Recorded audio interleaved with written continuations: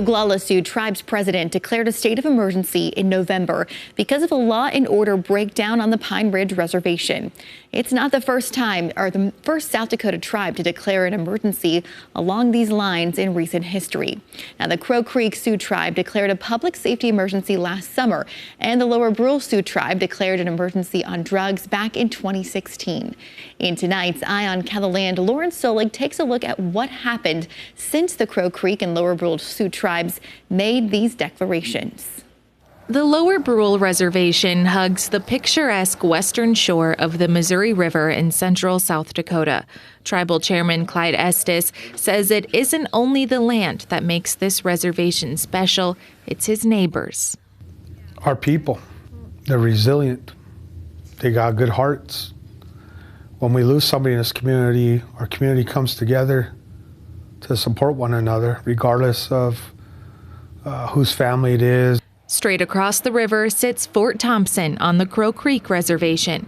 Tribal Chairman Peter Lenkeek says his people come from warriors. To us, a warrior isn't somebody who goes to war and kills. That's just a very small part of it. A warrior is somebody who looks after their people and takes care of them and leaves no one behind.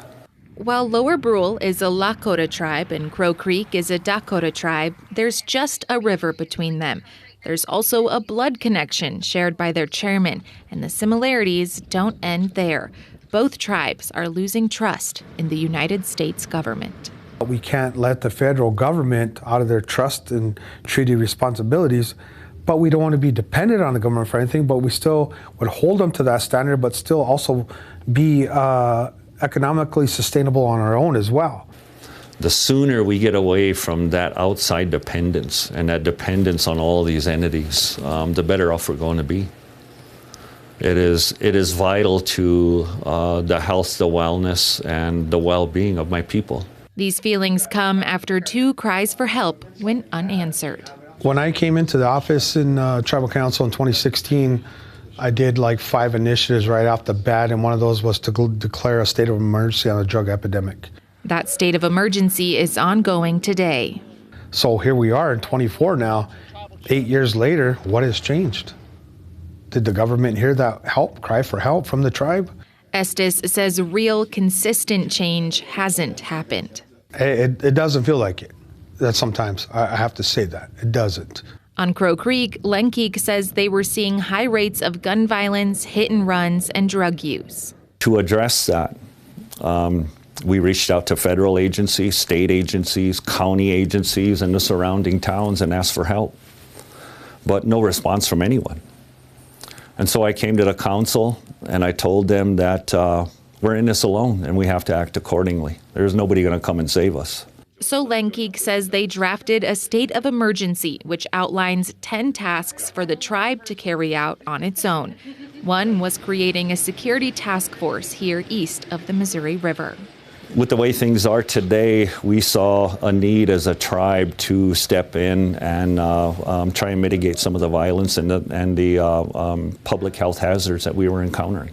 Just a few of the ways these tribes are doing what they can to keep their people safe. We'll do whatever it takes to address things like public safety.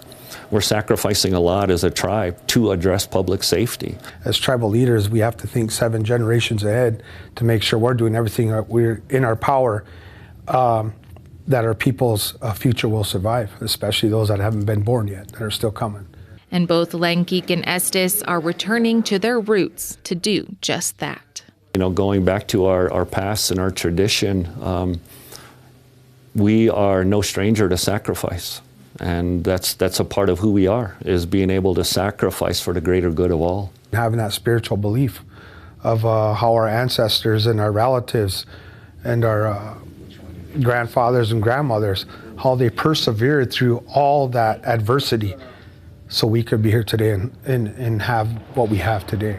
So that's the foremost thought I have every day, is to be thankful for what they did for us so we can have it today. And it's to build on that foundation to make it better for the next 7 generations. With Eye on Keloland, I'm Lauren Solig. Lauren and Dan Centella spent 3 days interviewing people about life on the Crow Creek and Laura Brule reservations. In the coming weeks, we'll have several more stories from this trip. They include a deeper look into the Crow Creek Sioux Tribe's Security Task Force, interviews with different people working on change, the importance of remembering tradition, and the power of basketball.